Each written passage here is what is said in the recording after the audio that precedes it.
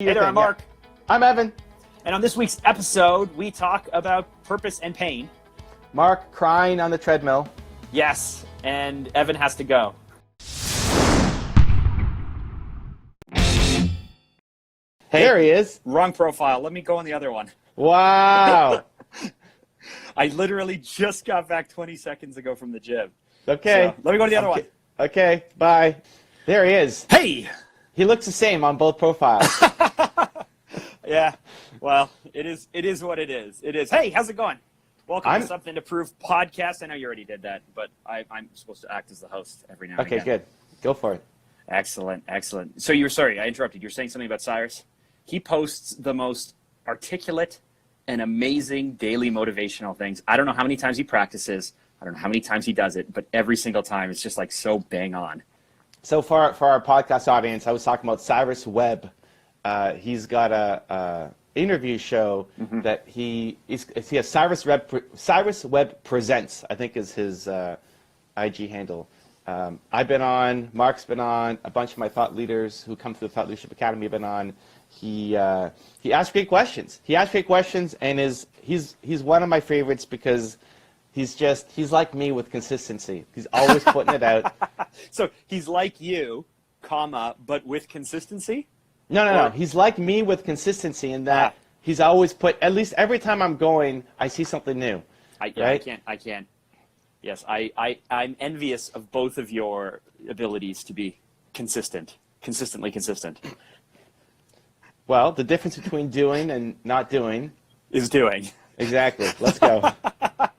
Hey, anyway. Hey, you know what? Let me. I got two things to share before we get into it. One, perfect. I have a bit of a sore throat today, which is interesting. I haven't gotten sick in a long time. With Hayden over, I'm off of my usual morning routine, and the breathing, the Wim Hof breathing makes such a difference, man. So I'm back to it. But crazy. I'm going to tell you, I don't know anything about Wim Hof other than what I've heard you say and the fact you've met him, and I've watched him swimming underwater. But every time that I walk the dog, I go out in shorts and a T-shirt. Okay. And people go, "You're crazy." And I just go, "Cold exposure is good for you."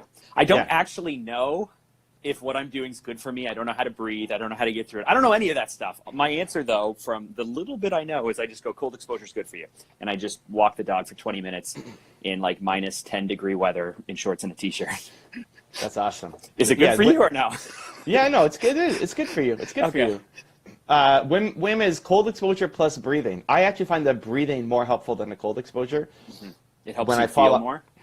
Helps me feel more? No, you don't need help feeling more. You're human. You just need to tap into it. So sorry, that was number one. Number two. Number two was sick. So the past week I've been dealing with maybe past 3 weeks. I'm dealing with computer issues. I got the wrong a graphics card. Oh, but it's the Lamborghini you said. You exactly. have the Lamborghini of graphic cards, and it doesn't. Did we talk about this on the podcast? Okay, perfect. So then we can do an update. So I got my Lamborghini graphics card back. Yes. And we went to go install it, and and the guy said I have all these viruses on my computer. I need to install McAfee, whatever. So great. So great idea to action. We're going to buy McAfee. We installed it on all the computers. And I was putting it on my Mac yesterday. And as you go through the steps, because Nina did all the other ones, as you go through the steps, this is why I thought of you. You have to, it says like protect your info, blah, blah, blah, blah, blah, all these settings. And then it's like, are you ready for your virus scan? Are we going to do a full virus scan, right? And then we've got this giant blue button at the bottom that says, "Let's go." I love it. I love it. They're trying to make it fun. Is Mark Drager consulting for McAfee? Is he rebranding them? I like it. Let's go. Anyway, that's my introduction. Okay, here we good. are. First episode of the new year. It is, and we're doing it on IG live because this is the one and only episode where we're time boxed to 55 minutes. we have to be done at 10:25. So I thought let's do an IG live because it's a little bit more fun than the typical Zoom calls that we tend to do. We have the chance to interact with the audience. Why do we? Oh, yes. I have to go live in I have my YouTube Facebook course. No, yes. YouTube, not Facebook course. YouTube course, Facebook Live. That's that I fine. have to do. That's fine. You're burning time now. So let's plan to do a few. Listen, you showed up on the wrong account, Drager. Let's plan to do a few listener questions at the end. So for the OG podcast listeners, we used to do IG Live for 1 hour, and we'd spend about half an hour, 40 minutes talking, and then we do some listener questions. We've since then split it to 2 different sessions, so we have more time. Let's go back to the old one today. So if we can we hit today's topic then? Are you good with that? Yeah, ready. Perfect. So I got a smorgasbord. I got 2 possible topics. The first. Just pick one, Mark. Fine. Oh, Christ! We're not starting 2020 with hedging, and there's no hedging. I'm trying to give you the opportunity to decide Mark, which one will Jesus, get you more. You already know. Riled. You already know. You already know. Great. Let's talk Built to Serve. We haven't talked about it in a long time. Ooh, okay. You have your tour coming up, and you're leaving in a week or something, right? I feel like this is the safe topic, though. I feel like you picked the safe one. It's not because one. I trust you. I don't think it is the safe topic. Okay, I trust you. Go. Okay, so for everyone who doesn't know what Built to Serve is, what's Built to Serve, real quick, so that way we can jump to advanced level. I want to jump to advanced level questions, but it's my new book. Built to Serve? Yes. It's my new book. We're doing on a tour. 3 months. I leave. No. Not that. The philosophy of Built to Serve, not the book, not the stuff. The philosophy behind it. People know what Built to Serve is if they're listening to this show. Come on, really? No? Okay, so your greatest purpose comes from your pain? Your greatest pain? Yes. Okay. So something happened a few months ago, right? So I've always interpreted that your biggest pain is a moment where you are the victim of others, the victim of circumstance, where you were young or something happened in your life, and it was a terrible, traumatic event, and you've held on to it. And some people get to the point where they're willing to face it. And some people who are willing to face it get to the point where they're willing to beat it. And some of those people who are willing to beat it get to a point where they're willing to say, I've owned this, and share it with others and admit to themselves they survived it. And then some of those people get to the point where they're actually willing to help others through it. That's the way that I've interpreted your message. Okay. And then something happened where we had a mutual friend share something kind of vague about something in their life. And I had this sinking suspicion or feeling like maybe this person wasn't the victim.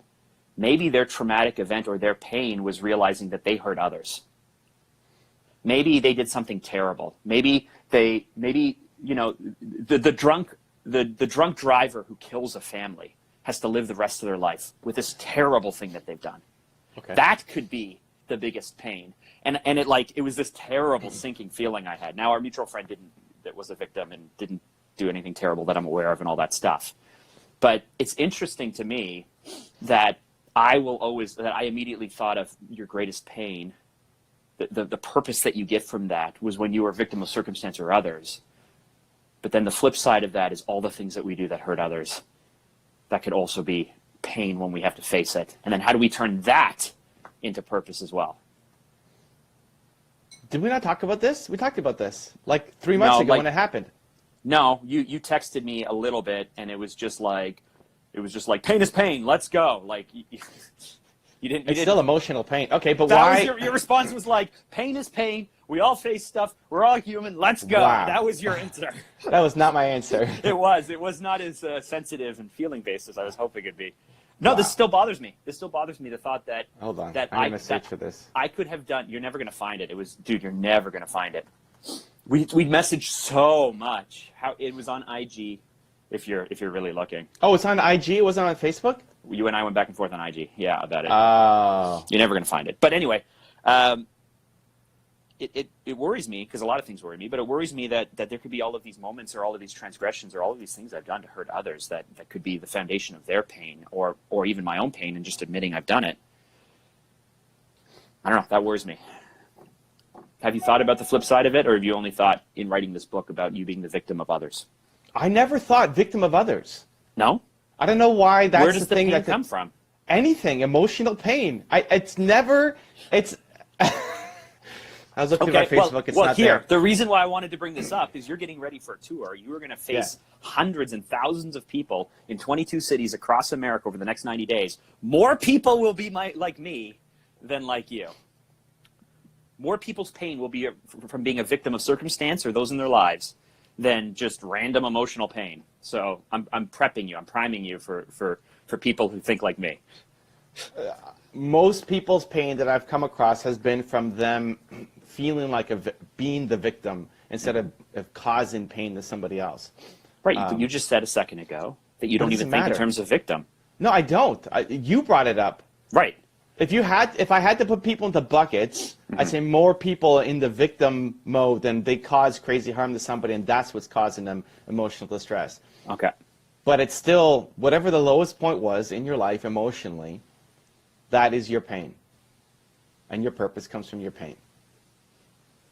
So if you went off and whatever you did, I think I know who you're talking about. I don't fully remember if this is the guy that I'm thinking about, but someone in your circle, someone in your circle who has been a helper at Thought Leadership Academy. Okay. I know who you're talking about. Yeah. So now look at what he's doing. He wants to share. He wants to give back. He wants to help. He wants to be a voice for others. Right? It's the same thing. I don't talk about this, the victim. Let me do a word search. I'm going to load up my book and see if I ever say victim in the book. Anywhere. Where do you think the pain comes from then, Evan? It doesn't matter. I know to you it doesn't matter, Robot Man, but to us who are going to be working through the book and stuff. Hold on. Oh, I say victim a couple times. Aha! I love it. In an example. Yeah. No. How many times? Hold on. So I was talking about so one of the case studies that I use, she was saying victim. Yeah. So she felt victim. Perfect. So I use it twice in that case study. Okay, and then there's one other match somewhere. When Mark's talking. I don't think I use the word victim. When I'm talking about Bruce Wayne. Yes. The victim became the enforcer. Yes. So there's 48,500 words in this book. 48,500? Oh, yeah. Okay. Yes. So 48,500. 48,547 words. For some reason, I thought you meant there was 48,000 and a half words. No, that's not it, Mark. and I used the word victim 3 times. Yeah.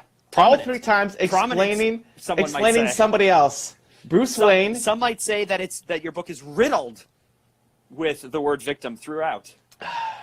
Well, that person would be wrong. Yes. Emotional pain. Emotional pain. Whenever you felt the lowest as a human being, for whatever happened, whether you caused it or not, that becomes your purpose, to help other people who are currently going through that thing. That's it. But why has it been bugging you for 3? We talked about it. Why didn't it make sense before when we messaged you? This is 3 months old. More. This was September? No. October, November, December? No. This was in November. This was a message that the person sent to the group, and I wasn't at your first few things, and I wasn't part of your circle then, so I didn't have any context on anything. I didn't have any context. Got it. I knew in September. He messaged everybody in November. Got it. Okay. Yes. Can I ask you a side note? I know we're about to get into pain and purpose and stuff, but I'd say 4 or 5 people in my life have asked me, what's up with your weird colored sleeve thing? And I go, wait. I don't know. 4 or 5 people in your life asked you about my sleeve? Mostly because in all of your marketing videos, or all of your videos of you on stage, you're standing with this thing on you, and they go, what's up with that thing? And I go, I don't know, it's like his shoes. I don't know what it means. I don't know what it is. It's like I don't know my what it shoes. Does. Maybe it's a compression sock. I have no idea. Okay, you don't put a sock on your arm, Mark. Jesus. Okay. So what is it? What is it? Context. You're wearing it right now. What is it? This is my Stay in a Beautiful State sleeve. What? Yeah. It's a reminder. So you put that on to remind yourself to stay in a beautiful state? Every day. But you don't wear it every day. Almost every day. You just don't see it because it's under a hoodie. Okay. That's enough. I don't need any more explanation. I got it. Cool. Okay. I will be able to explain to everyone that it's Evan's Stay in a Beautiful Slate. Custom dyed Slate. Stay in a Beautiful State sleeve? Yes. Perfect. Let's say that really quick. Stay in a Beautiful state sleeve. Can't even get it once. This should be branded, although it does match. Like some the of the colors oranges are way in there. off brand. Way off brand. No, you they're need not just way a off black brand. and yellow one. Black, yellow, and white. I actually like the splash of color. I like the splash of color. I like it. Yeah, okay, cool. Thank you for answering my question. Okay. I've wondered for a year now, and I finally asked it. Wow. Yeah. We need to shorten that gap, Mark. We do. I need to unless text the year you was every like single time something pops into my head, right? You do? No, I said I should. Oh, Should maybe. I? Should I? Maybe. Should I just send you a message every time something pops into my head? You shouldn't be sitting on something for a year, Mark. Unless Anyway. it was like January 1st to December 31st, or the other way. Okay, so purpose is the pain. The greatest pain that you've ever had.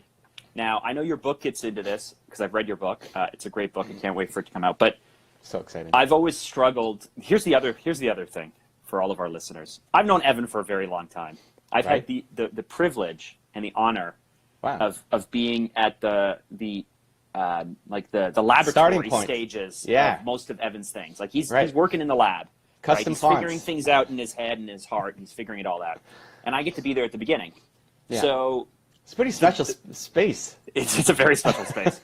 So the benefit of it is that I just get tons of working time to turn things over and get better and better and better. The drawback is I don't get the experience of getting the fully baked thing handed to me to work through. I don't get the clean version of it. So when your one word came around, my one word is extraordinary.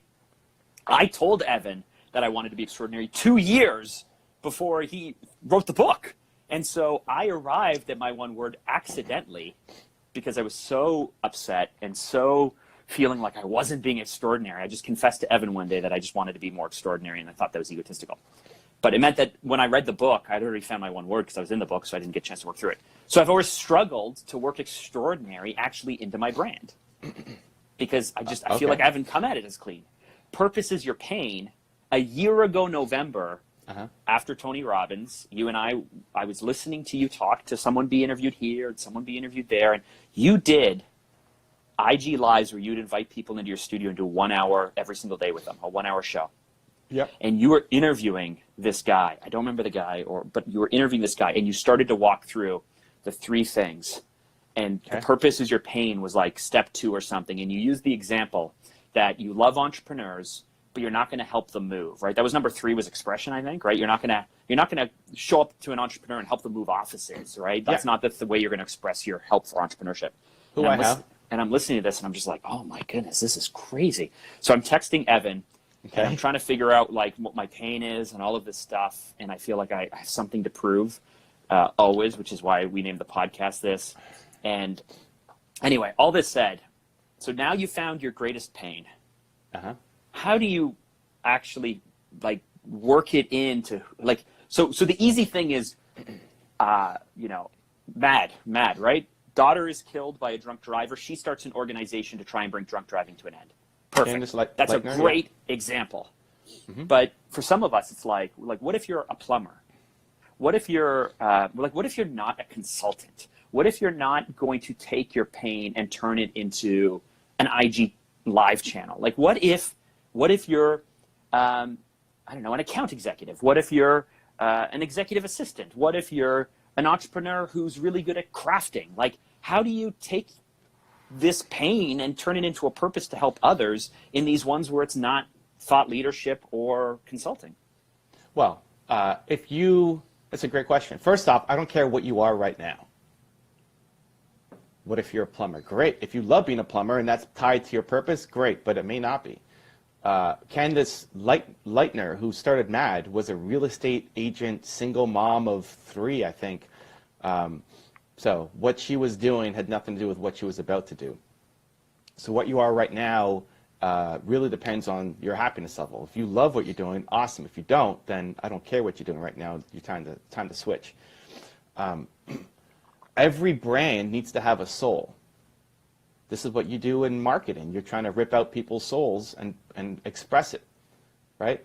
So what is the soul of your brand? Whether you're selling pillows or coffee or hats, physical product, doesn't mean you have to go and be a preacher or just be a consultant.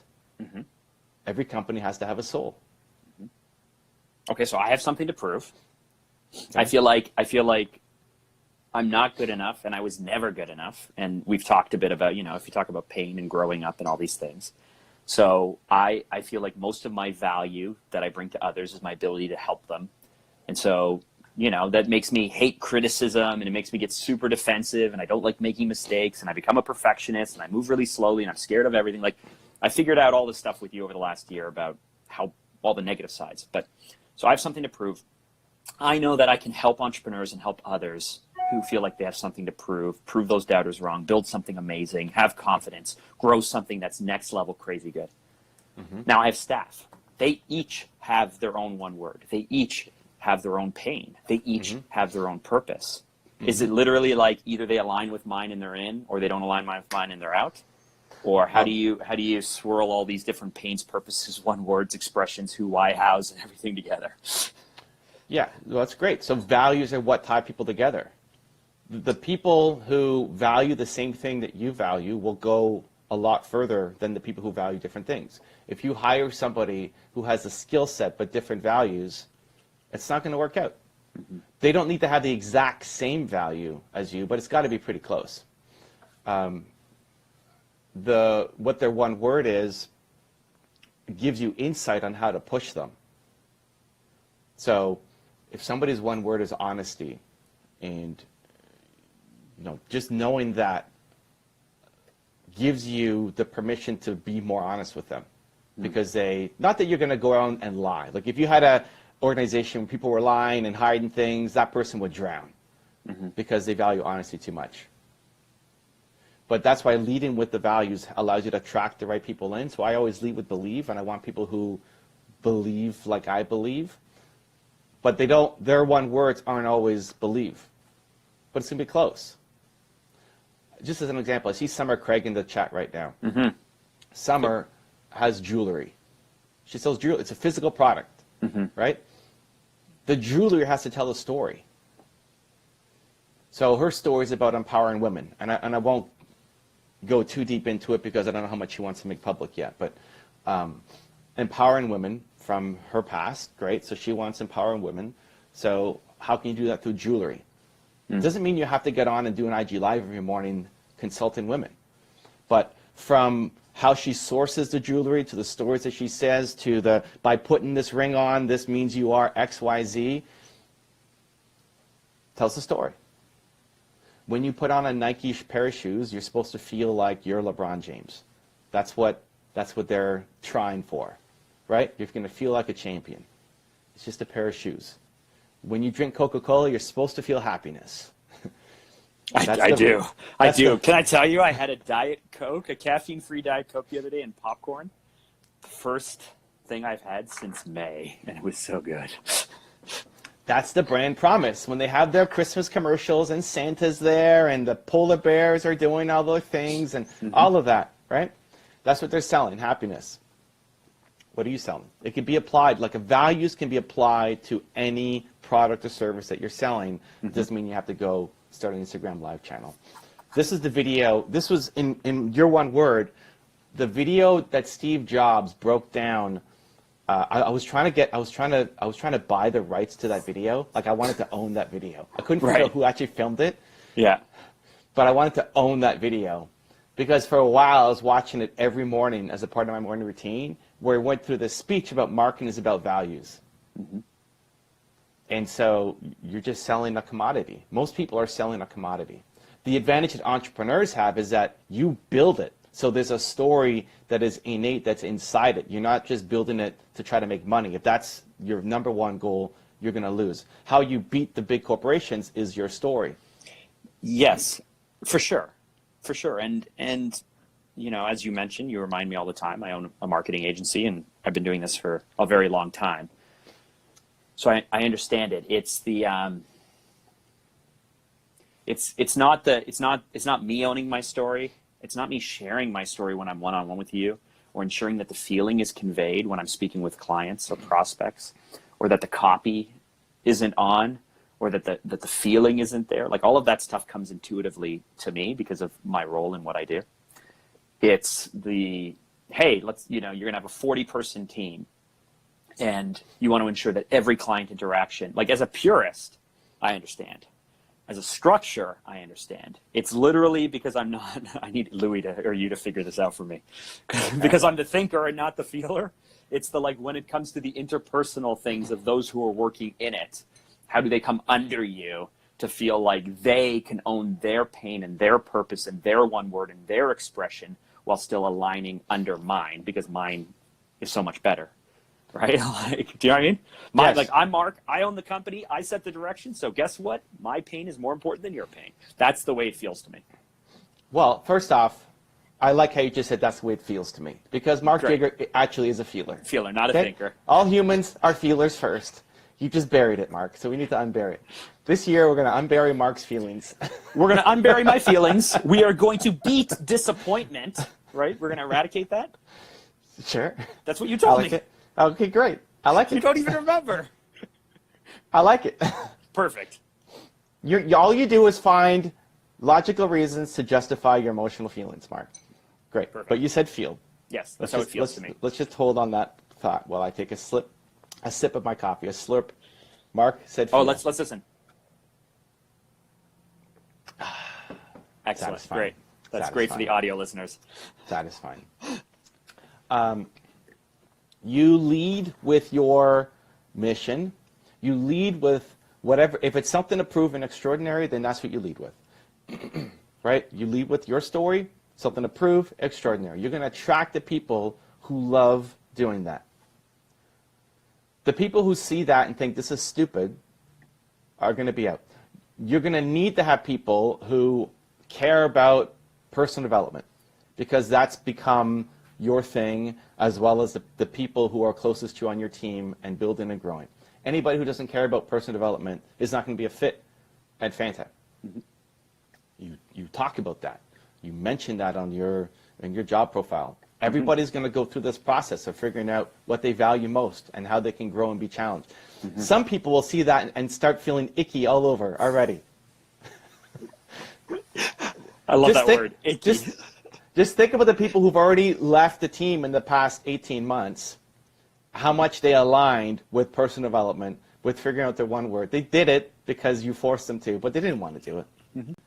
So you lead with that to immediately self-eliminate a lot of the people who aren't going to be fits. Before you ever get to the job description and what your tasks and responsibilities are going to be, right? You lead with that. Can I just say that I just noticed that AP Giannini is looking very stern right now over your shoulder? He's agreeing. He's looking right into your soul, Mark. He's he saying, looks very stern. I just noticed as you were like moving your head around. Yeah, I'm going to try to stay right here. He's like the angel on my shoulder. Okay, or he could be the devil. Yeah. My mom's the angel on the other side. He's looking right into your soul, Mark, and saying yes. And he's just saying, do this. Not good enough, Mark. Not good Let's enough. go. Mark, I am very disappointed in you. That's what his face is telling me. We're eradicating disappointment. Yes, I know. Sorry, so you were saying something really deep. Yeah, great. I'm glad the background distracted you. AP For the audio Giannini. listeners, I've got a giant. If I back up, I guess that doesn't help the audio listeners. Go the other way. I've got this giant AP Giannini. Like his head is, I don't know, what do you think, Mark? 6 times bigger than my head? 8 times bigger? How big is your head? Your head is probably a foot long. Yeah, this is like a big 4-foot giant poster. I go here. Of this old, stern-looking dude from the 50s who's just like, just imagine. The man. Imagine a man, like a chairman of the board in the 50s photo. That's AP Giannini. He's saying, Mark, you got to do better, buddy. That's what he's saying. you need your own AP Giannini on your wall. That's it. I know. I don't have anything yet. I don't have anything. But I built my, anyway, let's keep going. So you lead with it. That helps attract the right people in. But then people are going to let themselves down. People are not going to stay consistent. You should be the place where people want to come to grow. Mm-hmm. To grow as people.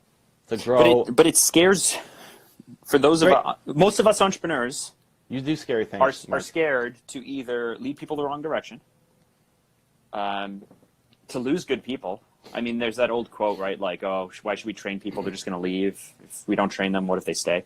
But who said? Okay. There's that old Bill Gates Microsoft quote or whatever, right? About it goes around in HR circles. Have you never heard it? Right? We should. One person says we should train our staff, and the other person says, well, what if we pay to train them and they leave?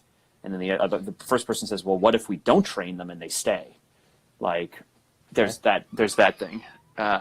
I think we're worried that we're going to grow people right out of our company, like great people we're going to lose. And so we get scared. We get scared of losing good people. We get scared of investing a lot of time into people who leave. Like, all of that stuff worries us. Okay, you already have your answer. What if you don't train them and they stay? I know. I mean, what do you want? Okay, I'm just telling you the reason why some of us don't do what you're saying. Fear is the reason why people don't do anything. Great. It always comes down to I'm scared, and that's not a good enough reason. Yeah, because we do scary things. Exactly. Mm-hmm. Okay. Great. There we go. That's it. Great. And Evan has all the answers always. Well, as some people should move on. Some people should move on. Like some people, if you actually care about their growth, and you want them to win more than you want them to win with you, then you'll have to push some people away. Some people, not everybody needs to go and be an entrepreneur. Mm-hmm. Like some people, it's not the thing that they should be doing. Mm-hmm. Some people, the best thing that they should do is actually be with you. If I look at Alex from my team at TDS, this is the best scenario for him in his life. Yes, forever. I know your original plan was to mold him into a next level man and then set him free, but I think this is a forever thing, Evan. Well, possibly. We have a goal for a milestone to hit at TDS, at which point we'll make a decision, and it's up to him. It's up to him. Do you want to continue with this or not? And that's what we said from the beginning. But if I ever felt like it's in Alex's best interest to go back and be, well, I mean, his old jobs were a security job, selling Interact machines door to door. He wanted to be a police officer and a marriage counselor. But if I ever felt like any of those things would be better than what he's doing right now, I'd say go do that thing. Like, I'll shut down the business, or I'll find somebody else. I'll find somebody else, really, and just go do it, right? And this is as much as, so Alex, we had this conversation not that long ago. He's like, man, you really need me. Like, you need me to run this business. Like, I could get somebody else to run it. Like, I could. Oh, wow. Shot to his ego, eh? Well, I built this thing around him. We rebranded, built the whole thing around him. But if Alex died tomorrow or decided that he wanted to move to Mexico or whatever, I'll get somebody else to run it, and I'll rebrand it around them. It's not going to be Belong. It's not going to be what the school is right now. We'll have to do the whole thing over. We're going to call it my good friend Mark Drager from Fanta, and we're going to rebrand the whole thing again. Again. And do it. Yeah. There's one instructor who ended up leaving TDS. The best thing for him was honestly to stay at TDS. Like, he gets needed it for his own maturity and to see what's out there, but it's actually a big miss by the company that he didn't stay. But there's been other people who I had to leave. I had to kick out. It's like, you're better than what you're doing here. I can't support you in you going after your goals because now you want to go do. One guy wanted to be a baker. It's like, I can't help you. I don't want to run a bake shop. You need to stop working for me. And I effectively let him go. I had to push him out because he wanted to stay, because it can be intoxicating to stay in the environment, but it's not what you want to do. So get out of here. Go do that thing. I love you. You're fired. Go. Right? So understanding what everybody wants and needs and then helping them try to get there is the game, right? This leadership game. Cool. Well, I'm looking forward to. I don't know if I can make it out to your tour this year, but I have to. at some point. I'm coming to Toronto. It's my last stop. No, that's cheating. That's a gimme. Cheating. That's cheating. Last year I came to the first one and the last one. Hoping to come to the first one, which would be January 17th, I think, or something like that. Friday, January 17th or something in Cleveland. 17th, I think. Does it sound right? It was the 16th. You moved it to the 17th? Yeah. Okay. Hopefully I'll come out to that one. But if we're doing the old format, it's time now for fun questions. Do you remember we used to do that? Oh, but did we solve your question, though? This thing was bugging you for 3 months? And yeah, I feel good about it. Oh, okay. Do you feel good about it? I don't know. Perfect. Okay, Evan, what is the most fun thing that you have eaten over this Christmas break? Just point of order. I like how Mark said I feel good about it, not I think you did it. I know. Because I noticed, I caught it in my kids. My youngest daughter, Jordan, who's 5, adorable and cute, is such a feeler. Like, she won't say I think anything. She'll literally be like, I feel like the dog is awake right now. She'll say stuff like that. And so I've noticed it in her over the last few months that she'll be like, I feel like I don't want to clean my room. Like, just anything she says is feeling related. And I was like, okay. And then I noticed a few of my other kids say that as well. So now I try to say things that I feel and not just things that I think. Mark's a feeler. I'm trying. Angela is saying come to DC. I am coming to DC. DC, March 19th. No. She's telling me to come to DC. Oh, it's telling you to come to DC. All right. Yeah. Wow. Yeah. All right. Angela's in like Maryland, I want to say, or something. Okay. Anyway, she came out and we met at your very first event in Pittsburgh. She sat beside my wife and I, and she drove all the way there and then all the way back in a snowstorm and told me that she got home at while the sun was rising the next morning at 6 a.m. That's hardcore. So that is hardcore. Yes. I got to think about what the format should be for my new. I don't know what I'm going to do at these events yet. Wow. I've got a few ideas in my head tossing around. Well, fun times. Great. Yeah. Fun question now. Ready? Yeah. Kit Kat. Custom-made Kit Kats. Oh yeah, you went to the Toronto Custom Kit Kat factory. So there's a Kit Kat chocolaterie or something. I don't know what it's called. That sounds where really you can good. make your own Kit Kat. It costs, I want to say $18 or $16. You make your own Kit Kat each. So there goes $300 in Kit Kats if you took your whole family, right? No, we took the kids, Hayden and his nieces and his cousins, I guess, my nieces and nephews. You pick a base, so you pick white or dark or milk chocolate. Dark. And then you pick. Great. I can do this vicariously through you. Okay, so you got your wafer. I'm going dark. What's next? Yeah. Then you pick 3 toppings.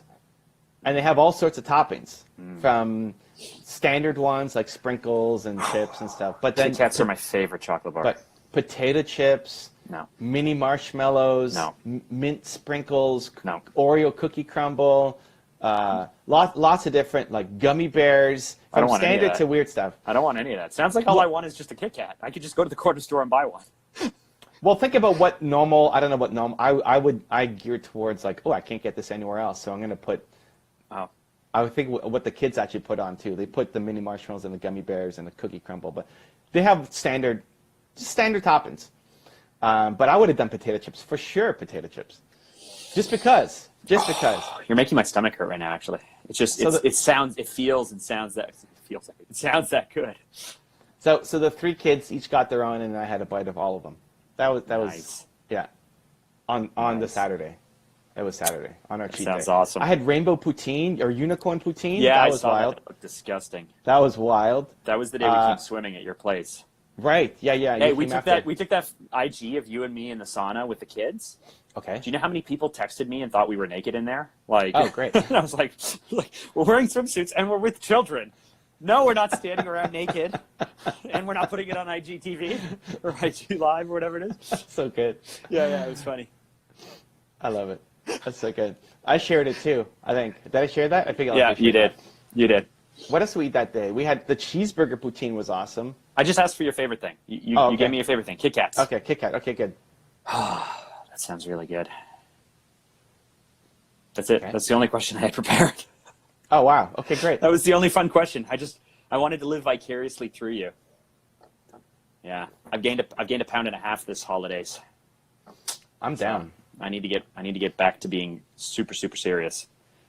So the only cheat I had besides Saturday was on New Year's. I had a glass of champagne. I joined Nina. Christmas Day. Well, I only ate keto food, but I certainly overate. Like I didn't. My wife makes every Christmas morning since she was 7.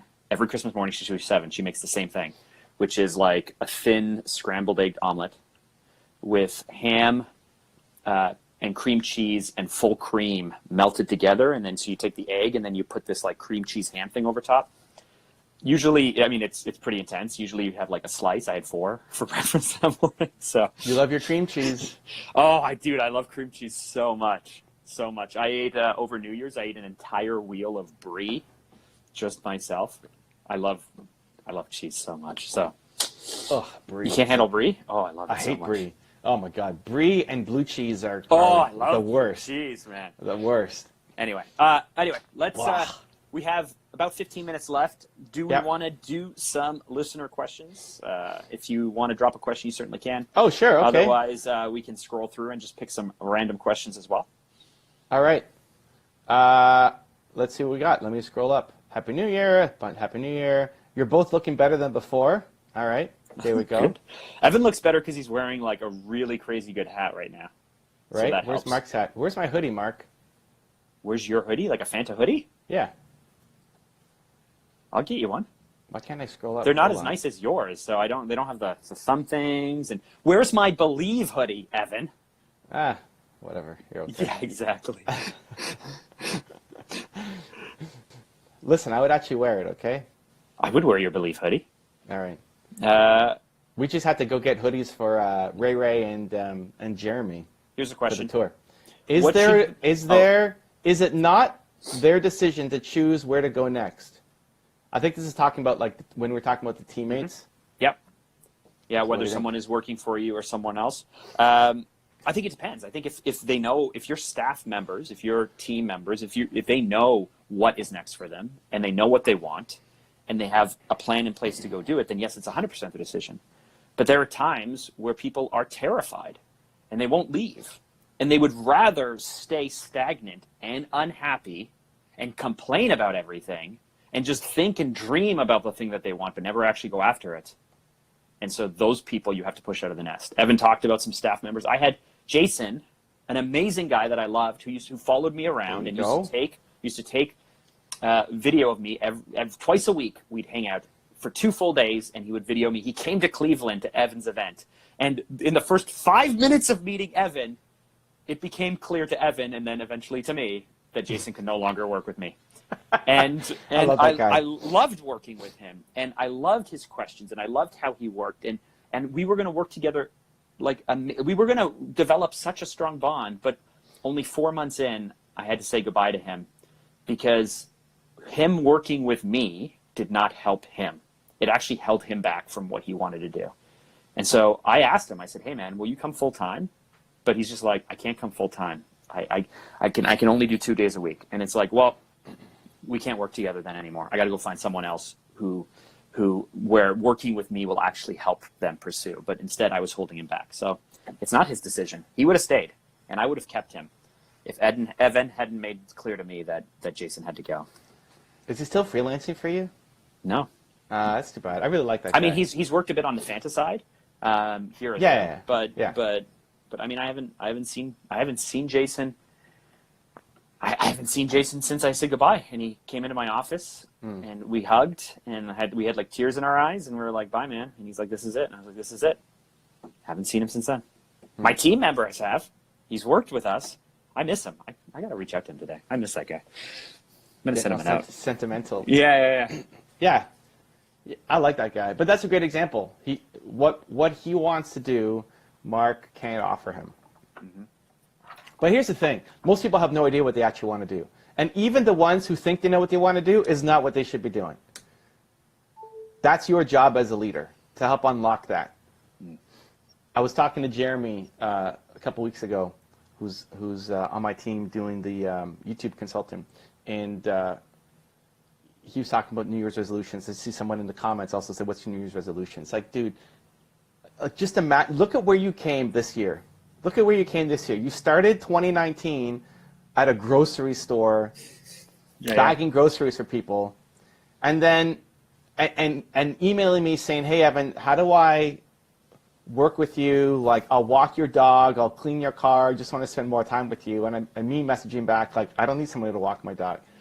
To then deciding in the desert, I made two decisions. One, we're going to launch this podcast, and then two, I'm going to recruit Jeremy. I'm going to teach him about YouTube, and now he's built a six-figure business inside of. When was that? When we were in Texas? Well, actually, no. It wasn't until I got back. But it wasn't until May that you really launched it, right? Yeah, you it wasn't got back until I got back. April. Middle of April, you got back. So we're like talking inside of 6 months, he 8 built. Yeah, well, but inside of 6 months, he built a six-figure business, coaching people on their YouTube, doing a great job, helping a lot of people, and now he's joining me on my tour for 90 days, driving, meeting people. Joining it's an experience. It's a life-changing experience, and he's coming in and saying yes.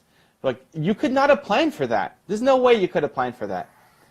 By the way, two ideas just popped in my head, and I'm sorry, I got to say them now so I don't forget them. One, make sure you have health insurance, please. You have a great memory, Marks, but keep going. And two, make sure that Jeremy is listed on your car insurance because he's under 25 and we did both. Do some special. We did both. Yeah, and we got Jeremy and Ray health insurance as well. Good. For the whole 90 days or just for the first? No, for the whole thing. Yeah. Perfect. It's actually not that expensive to get. I know. We just didn't know. Yeah, so his entire world got changed. Now, whether Jeremy should be doing YouTube for the next 15 years, maybe, I don't know. But if it ever feels like Jeremy's place shouldn't be working with me, then I'll say, you need to go off and do your own thing. Like Jason on Mark's team, like Danny on my team, who wants to go do narrative films. So we had to push him to go make those films. But most people don't know what they want. Most people have no idea what they want. If you want to know more about this topic, we had a really great conversation back in the summertime about this on an audio episode. I don't know what you've called them on the YouTube side, but why firing amazing people sucks. That was the name of the episode. And it was around the time when we let Jason go. We talked about this in detail. It was a good one. Mark, I've got a yes, you're the GOAT. Yes. Wow. Is that good or bad? I don't know what GOAT means greatest of all time, so it's good. I like that. Yeah, glow up with Jay. Okay, what's your question? So this is Montano Annie. How do we work up the courage to just get out of our cocoon if one have a great idea? One has a great idea. How do you get the courage to get out of your cocoon if one has a great idea? Evan, go ahead. I read the question, so you get to answer. What? Really? Is that how it works? Yeah. That's how you get a rhythm going. That's the rhythm? Yeah. All right, that's Mark's rhythm.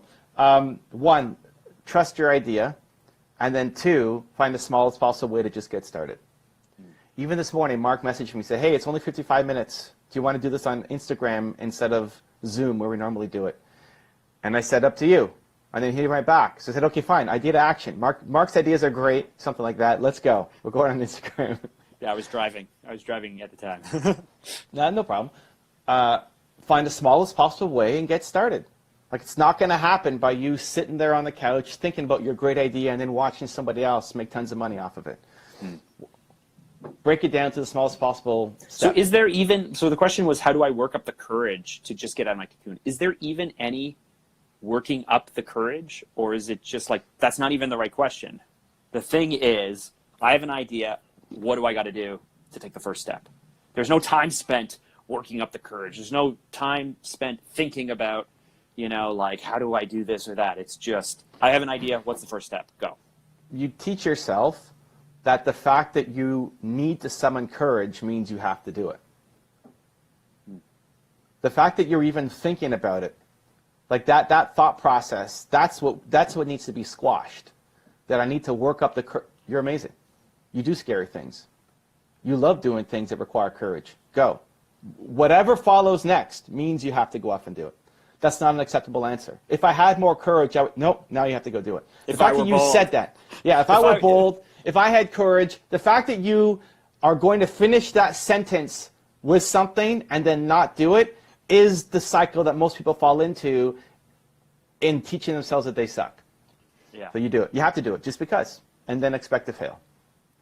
So on New Year's Eve, I posted this on IG, but on New Year's Eve, we were doing a really, really hard workout. It's the last workout of the year. I know you don't like to be sentimental, but this year's been pretty transformative for me. I wasn't even going to the gym before June. And in September, I started going 5 days a week. And so the coach that we're working with was reminding us that it's like basically like the last, we have one more all out of the year. It's the last 30 seconds. Now's the time to do the best thing we've ever done, the hardest thing we've ever done, the fastest we've ever run. And in September, our friend Mike from New York, Mike Lamont, and I went to the gym together. And in September, he said, come on, Mark, let's set a best. And so I set the treadmill to 12 miles an hour as fast as it would go at an incline of 6 in September, and I almost fell off. And so this just scared me because she's like, you have to, like, it's the last time of the year. You have to set a personal best. The last time I almost fell off the treadmill. So I'm like, okay, now I got to set it to 12 and I got to go to 7% incline, 30 seconds. And I'm like, I'm really scared. I even started ejecting beside me. I'm like, I'm really scared I'm going to fall off. But whatever, I'm going to do this. I can always pull the little safety thing. So if I fall off, so if I break my neck, Evan's broken his neck. It's not the end of the world. Not a big deal. So I start, and I'm like halfway through, and I'm just shouting at myself. People are looking at me because I'm saying like, take long strides and remember to breathe, and like I'm just like getting myself pumped. And then the coach started counting the last 10 seconds down of the workout like it's New Year's. And then at the end, she wanted everyone to shout Happy New Year's. I couldn't breathe, so I wasn't shouting. But I was like, they're counting for me. Like, I'm running. They're counting. Everyone's counting down. This is amazing. So it finishes, and then I'm thinking about the year, and our coach is like, think about how proud you are. And I literally started crying. I started crying on the treadmill. And so everyone's cooling down and stuff, and then they all walk away, and I'm like, I'm just like wiping my eyes or whatnot. But I had such a powerful moment. But mostly, I was so scared. Man, I was so scared I was going to fall off the treadmill. And then I did it. Like, I could probably do an 8 if I had to. That crying Mark, there's that thinker again. Yeah. The one who weeps openly at a workout when everyone else is all sweaty, and meanwhile I'm just like, yeah, that thinking Mark. Yeah, I'm so proud of myself. Mm-hmm. Yeah. Some people cry because of what they think, right? Of course. Anyway, I just wanted to share that story, mostly because that was actually the most scared that I've been for a long time, and yet I totally did it, and I could do it again, and I could probably do something even harder if I had to. I think there's a great lesson in there too that kind of was subtle, in that when people are counting down, you're telling yourself they're counting down for me. Yeah, I said that. I was like, wow. Yeah. What is that? A little too Kanye for you? I love it. No. Oh, okay. I think it's great. I think that's healthy. Like I think that's where if you have the self-love, then you can be hard on yourself, right? My mom used to tell me that all the time. Where in Canada we have we have a long weekend in May. May 2 It's called Victoria Day. I think the U.S. matches with something else. No, it's a week before Memorial Day. So okay, yeah, that's the matchup. So my birthday is May 20th, and it's always on the long weekend, close to there. My mom would always tell me the fireworks are for me, that the whole country are celebrating for you. Yeah. I love it. My mom's up on the wall. I haven't told this story. Yeah, she always told me that everybody, okay, we would always stay up late past my bedtime to watch the fireworks because the whole country was celebrating for me. Victoria Day didn't even register. This is Evan Carmichael Day. The whole country. We're all buying fireworks to celebrate. My wife's and I anniversary is the day after your birthday. So yeah, we're kind of stealing a little bit of it. I think people default. Here's the thing: people will default to say, "Oh my God, people are judging me. I'm sweating too much. I'm yelling. I'm breathing too heavy. I'm too fat to be at the gym," or whatever. Like we default to thinking judgment and negativity. Where I'd love to default to be thinking everybody's cheering for me. Where the reality is most people don't care. No. Right? Like 90% of people don't care. 8% of people are judging you, and 2% of people are actually cheering for you. But just assume that it's 98% of people cheering for you. I think that's great. Yeah. As soon as I started counting, I was just like running, and I was just like, they're counting down from me. But this is a new win. Like, this is a new Mark Drager. That wasn't the conversation inside the head a year ago. No, not even 6 months ago. Yeah, I posted something like that on New Year's, where it's like, think about the year we've had, think about the year that's ahead of you, but you only need 3 months, even less than 3 months. You have like 5 opportunities this year to have like crazy amounts of transformative change. It doesn't like it's crazy how much you can change in 2 or 3 months, and then again in the next 2 or 3 months, and then again in the next 2 or 3 months. By doing scary things. Yes. Yep. Yes. Yep. Thank you. We will leave it there. I really appreciate everyone listening, and we're gonna have to start season 3 soon. You know that, right? Sure. Okay. I just follow you, man. I just show up. You tell me what to do. And I just say mush? Exactly. Perfect. If you want to know why you have to be willing to take mistakes, check out the video right there next to us. I think you'll enjoy it. Continue to believe, and we'll see you there. You said the wrong thing. What do you mean? You said why you have to be willing to take mistakes. And what was the actual thing? Make mistakes. Oh, whatever. Perfect! I made a mistake. You made a mistake. Awesome.